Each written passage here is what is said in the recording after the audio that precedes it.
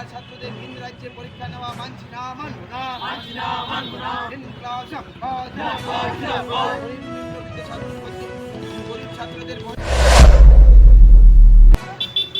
এইমাত্র আমরা ডিসির কাছে মেমোরেন্ডাম দিলাম।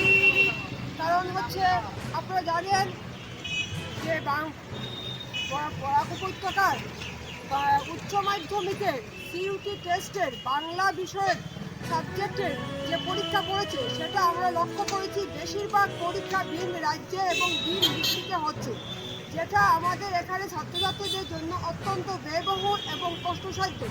অনেক ছাত্রছাত্রীরা এই অবস্থায় পড়ে তাও শিলং, মেঘালয়, মণিপুর, মিজোরাম, আগরতলা বিভিন্ন জায়গাতে পরীক্ষা দিতে পারছে না বলে এই সিইউটি টেস্টে বসতে পারবে না। এই ধরনের অবস্থা দাঁড়িয়ে গেছে।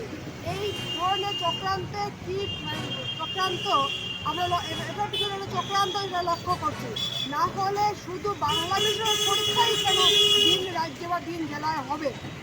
যদি অতি সত্তর বরাক উপত্যকার প্রতিটি জেলায় সিইউটি টেস্টের সেন্টার করে পরীক্ষা না নেওয়া হয় তাহলে আমাদের ছাত্র সংগঠন এআইডিএসও দুর্বার ছাত্র আন্দোলন গড়ে তুলে তাকে রুখে দেওয়ার চেষ্টা করবে।